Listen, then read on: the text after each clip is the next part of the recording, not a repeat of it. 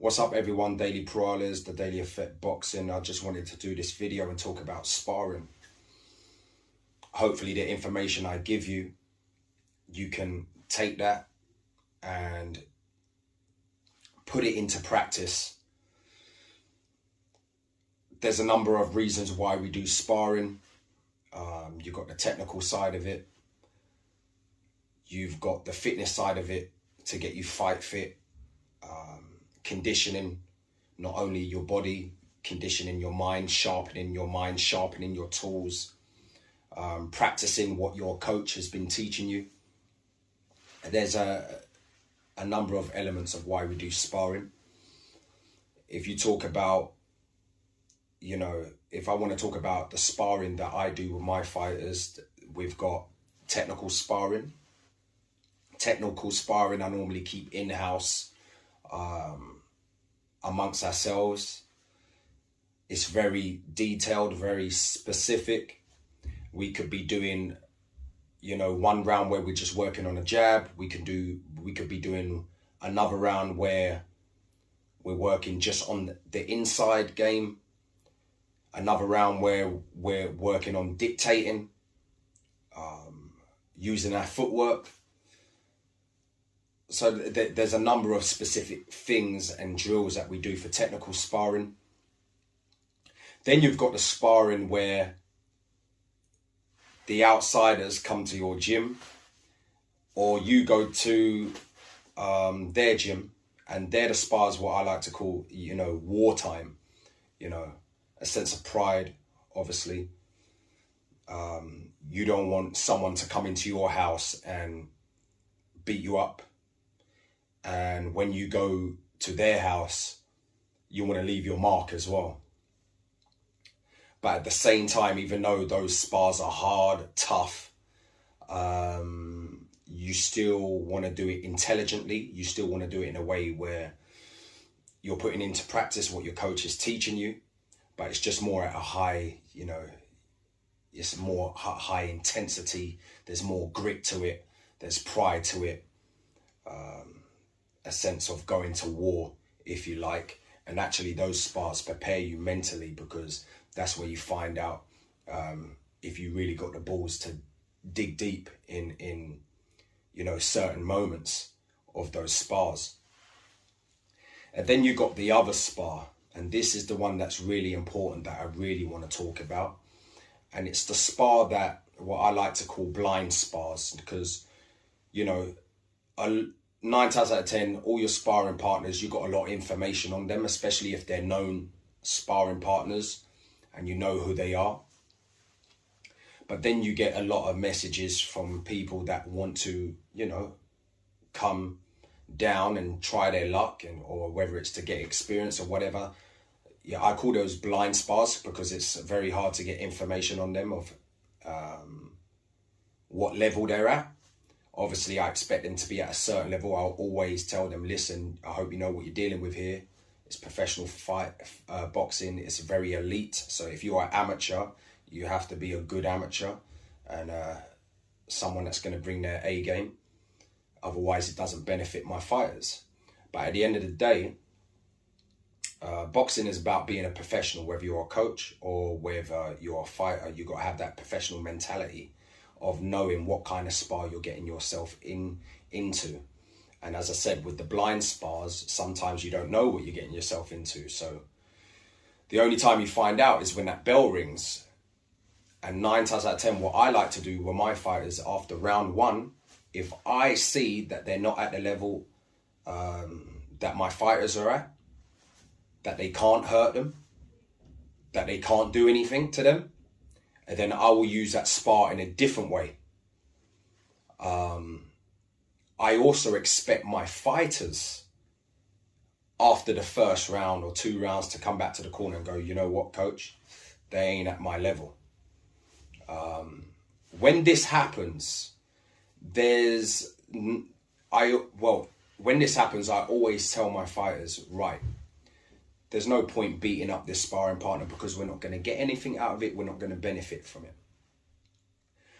So I might tell them, from now on, we're just going to work on more in-depth details because we know this sparring partner ain't at the level and they can't hurt you. So we're going to work on very, very specific things. So I might send them out and say, just work on the jab this round. Or I might send them out. There's been times where I will get my fighter to lay on the ropes on purpose and tell them for the next 30 seconds to 1 minute, you're not going to throw punches. You're just going to stand there on the ropes with a nice guard and work on catching your shots, improving catching shots, slipping, rolling, make them shoot their heavy shots and get comfortable with situations like that. So those kind of sparring partners, you use them for that, because you're not going to get anything out of trying to be macho or trying to knock them out or beat them up. Fighters that do that, and I've seen it with my own eyes, they come across a sparring partner where they're not at their level, they can't hurt them, and because there's people in the gym watching the spar, they want to take advantage of them, beat them up, try and knock them out, try and hurt them as bad as possible and punish them as bad as possible. I like to call those kind of fighters bullies. I like to call those kind of fighters cowards, because they wouldn't dare try that stuff on someone their own level or a higher level than them. They just wouldn't. They go about business in the right way. They wouldn't do it in that way. I hate fighters that take advantage of fighters when they're not even at their level. So to all you up and coming fighters out there, understand what sparring's all about. Not every spar is a hard spar. You've got technical sparring, you've got body sparring. I just messaged my fighters. I said, tomorrow we've got technical sparring, bring a mouthpiece. The mouthpiece is more for precaution, because don't want anyone to get injured if a punch goes stray or whatever. But we're doing technical sparring where they're doing very specific drills. You got inside work sparring. You got in-house sparring. And as I said, you got the spars where the sparring partners are nowhere near your level. So what is the point? What are you going to benefit? Oh yeah, I want to show off in front of everyone because everyone's watching. So let me show how macho I am and let me try and knock someone out, this and that, blah, blah, blah. You're not going to get anything out of that. I learned that from a very young age. And I think fighters, 9 times out of 10, like an experienced fighter wouldn't take advantage of someone where they find out that they're not really on their level. So they start to work on other things. An experienced fighter notices things like that, so they wouldn't take advantage. They just work on things. They work on small details. Most of the time it's inexperienced, or what I like to call immature fighters. But why wait until you're experienced? You know, if you've got a good coach behind you that's trying to teach you the way, or if you've got a good head on your shoulders, you should learn how to do things from day one. You know what I mean? You shouldn't wait until you're experienced. Learn these things from day one, and because it's only going to improve you, and it's only going to make you a better fighter. Practice things, work on things, because I guarantee you it's going to benefit you when you get under those lights. And when you're under those lights, that's where it matters. No one cares about spars, especially if you're a fighter with no ego, you know, and you're really there to work and you're really there to learn. You ain't going to really care about those spars. It ain't about winning or losing. It's about working on your craft, becoming a complete fighter. That's what you use sparring for. You know what I mean? Even the hard spars, you know, I expect my fighters to do things that I'm teaching them. Otherwise, what's the point of me being there? If you do things over and over and over again, repetition, day in, day out, and then, you know, you're going to create that muscle memory. And then when you get in a real fight, things are just going to come naturally to you. Obviously, you're going to have a game plan, but things will come naturally to you because you've been doing things over and over and over in the gym. You know what I mean? And that's where it matters, under those lights. That's where it matters, wins or losses under those lights. You know what I mean? There's also a flip side to it. It's not just people that are not on your level? How about the people that are above the level that you're at? It could be someone more elite than you. Take those lessons, and learn from them. You know what I mean? Not enough fighters, look in the mirror and, analyze themselves. They expect their coach to do everything for them. Like, there's nothing more than I always tell my fighters, listen, go away and study, man. And don't just study the modern day fighters. Go to the black and white days, because I guarantee you'll see people that were doing the shoulder roll like Floyd Mayweather. You were seeing people doing things like that Lomachenko do. You know what I mean? You just have to go back. A lot of people today, they're just expecting their coach to do everything for them. Thankfully, my fighters are not like that. There's nothing more than I like than a fighter that when they come in the gym and they go, coach, what do you think about this drill? Or will this work? Or what do you think about this situation? Or what could we use this certain punch or this certain move? That's music to my ears, because it shows me that my fighter wants to improve, not just me improve him, but he wants to improve himself. So the training is not done just in the gym. The training is done also outside the gym.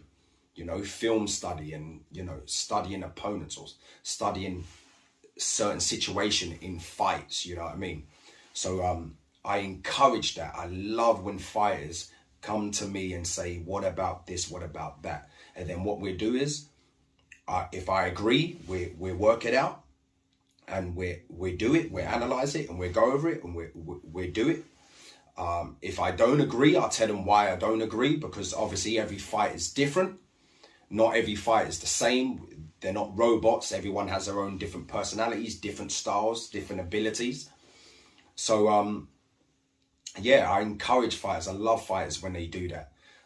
So when you're sparring, back to when you're sparring people that's a higher level than you, take those lessons, and learn from it so it improves you and makes you a better fighter. I'll give you one example. I was sparring a world champion, and for 2 weeks straight, I wouldn't say he was beating me up, but he was frustrating the hell out of me. And I couldn't figure out, why is he doing this to me every time? And I can't get off my shots. And this is what I'm talking about, taking responsibility as a fighter. Look yourself in the mirror and figure out, where am I going wrong? Don't just leave it to your coach. So I would go home and I'll be analyzing myself, like, where am I going? I'll be just going over the spar in my head. And I was thinking to myself, he can't beat me for skill, footwork, speed. So what am I doing wrong? Then what would happen? This world champion would hit me, pa, pa, pa, pa, then hold me, push me away. Hit me, pa, pa, pa, hold me, and push me away. And I was thinking, this mother, you know what I mean? Frustrating the hell out of me. Then I thought to myself, it hit me. It was like, wait a minute. He can't beat me at everything else. The only time he's beating me is when he's doing all that holding and hitting me and then holding me, so I can't get off my shots. So I thought to myself, let me take what he's doing and use it against him. Let me do what he's doing, add it to my game, and then use it against him. Then I started going, bah, bah, bah, bah, holding him. I'll box him, move around the ring because he can't beat me in that department. Then every time he got close, I go, bah, bah, hold him, push him away. I even got a bit cocky and go, see, I'm playing you at your own game. But you know what? It gave me confidence. I didn't get frustrated and be like, you know what? I'm not sparring him again. I didn't run away from the spar. A lot of people, you run away from, spars because you think someone's better than you, or because they're more elite than you, or because you're a world champion. You put it in your head like there's no way. The first thing you think about is, I'm going to get beat up. You don't think about, I'm going to learn something from this. You just think about, I'm going to get beaten up. And that's a perfect example. I learned from that. For 2 weeks straight, he was frustrating me. And I didn't run away from it. I wanted to know, why was he frustrating me, and what can I do for him to stop doing that to me, so I could, get the better of him. And it gave me confidence that I took what he done and used it against him. And then for the next 2 weeks after that, I was frustrating him, and the spar turned.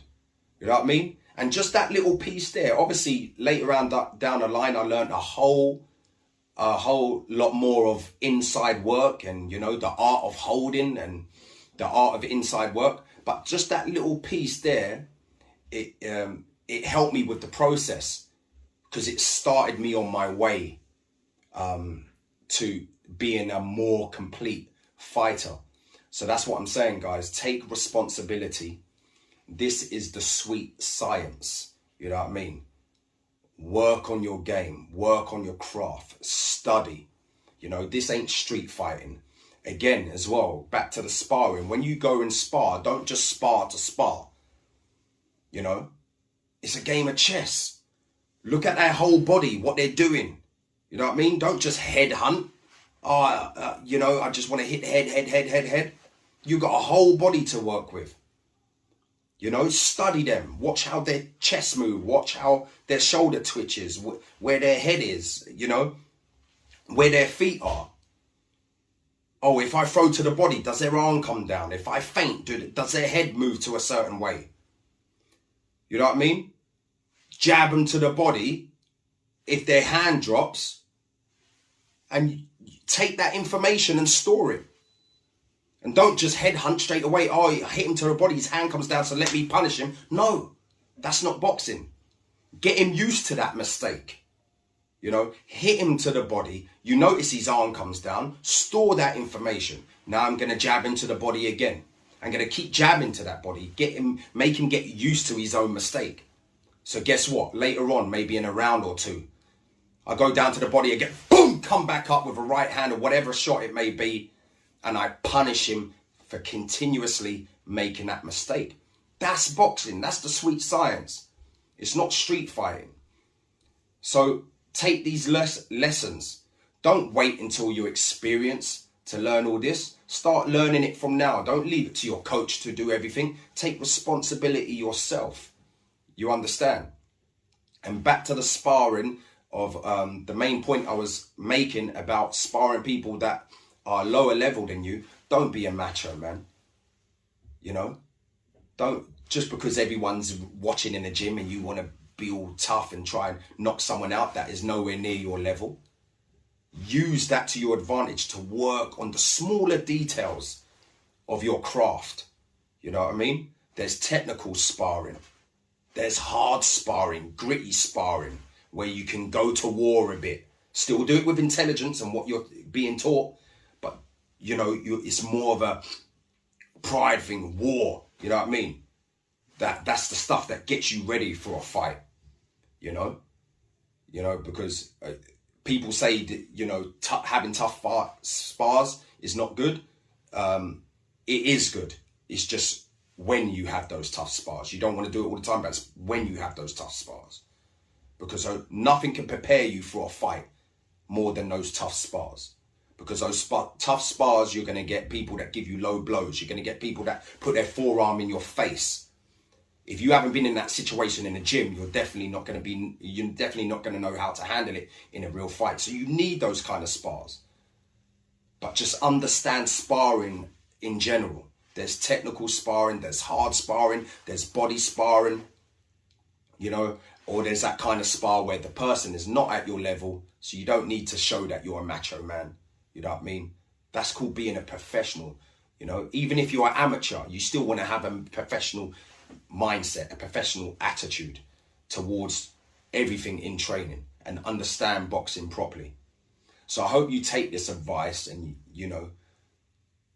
you learn from it, and hopefully, it makes you a better fighter.